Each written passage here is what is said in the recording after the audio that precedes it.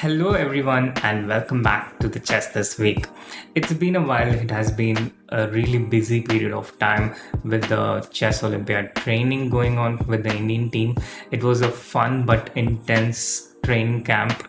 I just found enough time to record this episode of the chess this week before heading into the Olympiad. But what a week it has been. The current world champion Magnus Carlsen announced that he was no longer interested in defending his world championship title. He remains the world's best player, but he's no longer part of the world championship cycle. And this means the world championship match will be contested between Jan Nepomniachtchi of Russia and Ding Liren, who finished second place in the candidates from China.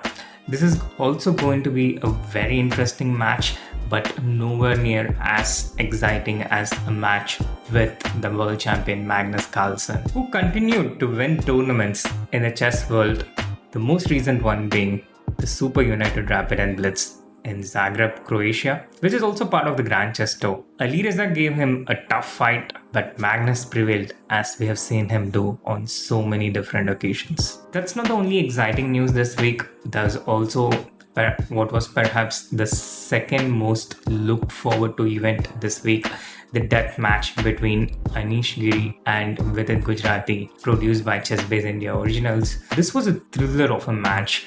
Vidit took the early lead and he stayed in the lead for a big part of the match, but Anish, probably shaking off his jet lag, hit back, and towards the end he started taking the momentum, and it all came down to this last game of the match in the bullet portion. It was at 8-8, and this match was also incredibly exciting.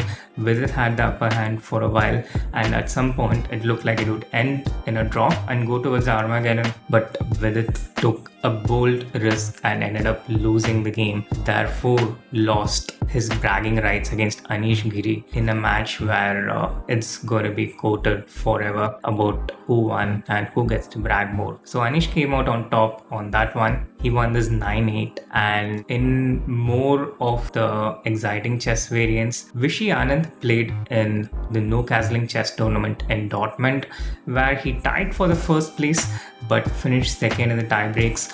The German Grandmaster Dmitry Kolas was the winner of this championship because of a superior tiebreak. He scored 3.5 out of 6, which also Vishy scored, but Dmitry had more wins. He had 2 wins and 1 loss, and Vishy had 1 win and 0 losses, and the tiebreaker was more number of wins. Vishy Anand finishing joint first, but in the second place. And going towards our young guns, the Prodigies, Gukesh, who recently became the youngest Indian to break the 2700 barrier in the live ratings and the 4th youngest overall, finished a very creditable 3rd place in the Biel Grandmasters tournament. The Masters tournament also took place alongside, featuring a number of prominent Indian Grandmasters, and this was won by Muradli Mohammed, and amongst Indians, Vishak NR was the best performing Indian.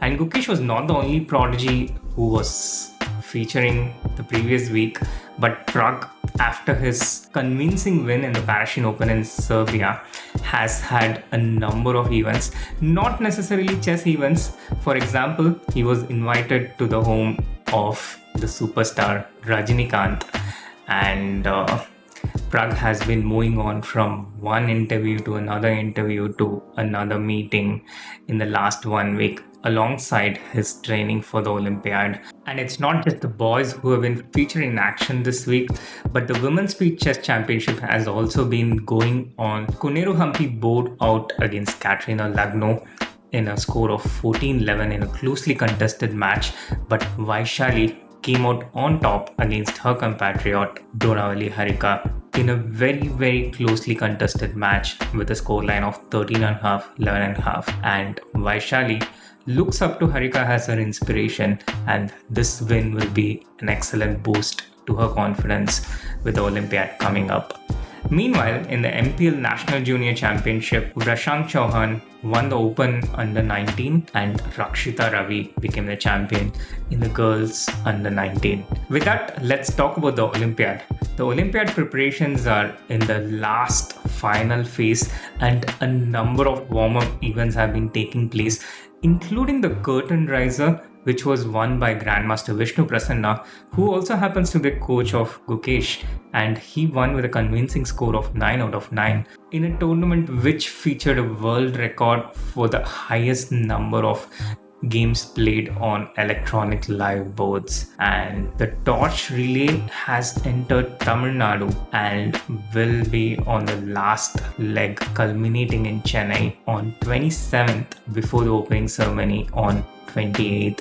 So the Olympiad is set to begin, and I'm really excited just to get there and get the first move going. I can't wait. It's just 2 more days, but it's 2 more days, and I really want to get going the tournament, the games. I just wanted to start to get into that zone. So it's on to the Olympiad for now. I'm not sure if we will have an episode next week as I'll be at the Olympiad, but it's going to be a very interesting and exciting tournament. I can't wait for it. So see you all in the next episode of Chess This Week. If you like this episode, do hit that like button, share and subscribe.